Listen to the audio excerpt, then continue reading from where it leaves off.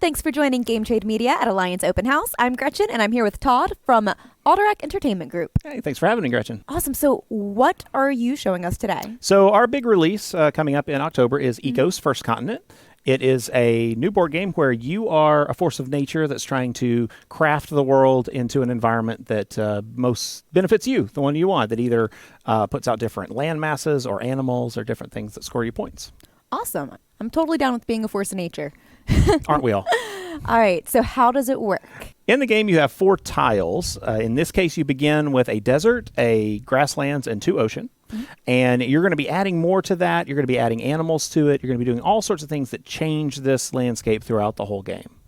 Now, the way you do that is that one player is going to be what we call the harbinger. So they're going to have this cool bag, which that can be you if you'd like to begin. Yes, and that so sounds cool. You get to reach in and, without looking, draw out one of these stones. Be something cool. Be something. I imagine they're all cool. They're all pretty cool. Okay, so you got water. So you're going to play it face up in front of the table for everybody. And then every player begins with 7 of these little energy cubes. And so you're going to look at your cards. Everybody begins with 3 cards face up in a starting deck and then a hand that they can draw from later. You're going to look and see if you have water on any of those cards, which you do. I do. So you could take one of your energy cubes and cover one of those water symbols. All right. And then other players can do the very same thing. So I'm going to cover this water symbol here. Once we've all done that, you'll go back and draw another tile out of the bag and continue the play. This one. Another water. That's perfect, actually, for this explanation. So if you notice, you have another water symbol on that card. So you're going to cover that one. Other players have the opportunity to do the same. In this case, I don't have any more water symbols, so what I can do is take my little starting player tile and rotate it 1 step. If you notice, there's new abilities you'll get as it rotates around. So if you either don't have the symbol or just choose not to play it, you can rotate around, which will get you the ability to have more energy cubes, because 7 is not going to be enough to really do a lot in the game if you need to get more energy cubes and to get more cards. But anyway, here's where it gets exciting, because you've completed a whole card at this point. So you would say Ecos. Ecos. Which lets the table know that you have something to do. So the play would stop at that point. You would take all of your energy cubes off that card, and then you'll perform all the actions on that card from top to bottom. So in this case, you get to place a new ocean on any space, any area you want.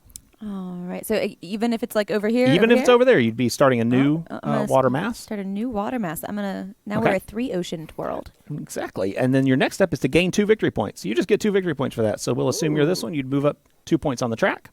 Then you get to place any type of water animal in this space. In our little things here, we have lots of little animal tokens. And you'll notice that some are fish, orca, manatee, sharks, different ones, all that go in the water. So you can pick any of them. I want a shark. Okay, so you will take the shark and you can put it on any of those water spaces. Since this is the one that I got to do, I'm going to continue the good luck, the good mojo here. Exactly. And for now, that's not going to do a lot on the board, but later on, as you have other cards with other abilities, you may have the way to say if someone puts a manatee out, you might be able to move your shark over and eat the manatee and get more points. It's nature, everybody. It happens. And that's one way to score points is by having a predator strategy where you're going out trying to eat the other animals. Or you could have force of nature. Right. Or you could have a herd strategy where you want to have like a bunch of antelopes and move them across the grasslands to score points and things like that. Last step in this is since you activated this card, you're going to rotate it 1 step clockwise. And if you notice at the top, there's these leaves. You had 4, now you have 3. Once you get down to the last leaf on a card, when you activate that ability, that card's gone permanently now. And that's why we have to get other cards out of our deck using different abilities to play those cards. All right. So as we play through all these different ones, and you'll continue drawing, you would draw more tiles and more tiles until you draw the wild one. The wild is a multicolored tile. When it comes out, everybody gets a wild effect, which would be covering any of the spaces that they want. And then all of those are going to go back in the bag. The bag will move to the next player who will begin to draw tiles from it. So we're going to play until we either get to 60 or 80 points, depending on if we want a long game or a shorter game. Once a player hits that point total, they will continue to draw tiles out of the bag until they draw the wild, and then that ends the game, and we total up points. All right. So do you want to try to play around? Yeah, we can totally play around. So you've already got a shark out there. I do already So have you're a shark. doing really well. And you should have 7 of these little things to start. All And then right. I will get myself a few extra out of our little cube. bin here. And you will still be the harbinger, and you can still draw out of the bag. Another. Since I put the shark out, all I have in my head is baby shark. Do do do do do do. Yeah. That's now everyone at home does too. Yes, that's the sound of my shark coming to eat all the other things and win the game. More water. Wow. There's a theme. You're single-minded here. All right. So now you can place on any of the waters that you have, even the same one if you want. All right. Let's try it here. Let's do the. Okay.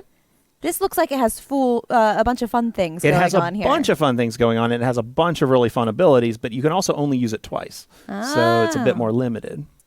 Ooh, not a water. Not a water. It's a swirly. It's a little swirly symbol.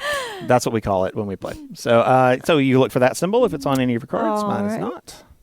I don't have a swirly. Okay, so you may rotate your player tile there. One step. Right. And if you notice, because I haven't had any of the symbols you've drawn, have already gotten around to the fourth one. So it lets me either gain an additional energy cube, which will let me cover more spaces, or I can play a card. So I'm going to look at my hand and choose a card to play. And I'm going to choose this one without a lot of thinking. And so now I have additional cards and symbols I can try to fill up. This also causes my thing to go back to start again. So now it can begin rotating again to give more abilities and more effects. All right. And so it's still back to you if you want to continue drawing. Not a water. Not a water. There are 8 water in the bag, so This one. it's not Grass. Grass. All right. So All right. And I still continue. you still continue. All right. And this one. Sunshine. Sunshine. I'm going to put that sunshine there. All right. My shark's going to get lonesome if I don't pull something soon. I know. He's the only living thing in the whole world right now. He's kind of bored. He is the granddad shark. He is the granddad shark. All right. Don't have a swirly. Nope. So you can rotate that. I don't either. It says you may gain a card. Okay. So when you gain a card, you can come over here to these decks, and you can either take 2 from this deck, 2 from this deck, or 1 from each. Pick the one you like the most, and then the other one will get discarded. The difference in the 2 decks is that this brown deck tends to be more effects that will change the board and cause new states on the board, whereas these tend to have more scoring based on things you've set up. All right. Let's do 1 from each. Okay, so 1 from each. There you go. All right. And I am going to keep this one because I want to ask you what that means. Okay, what these little symbols are? Yeah. We call those the stones. They're little pebbles. We just call them little pebbles.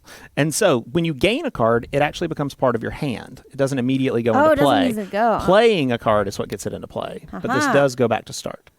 All right. And the extra card you didn't pick comes over here and is discarded. So now whenever a person gains a card, if they want, they can just take one of the face-up discarded cards as well. Oh, that's nice. Yeah, so one person's leftovers becomes another person's treasure.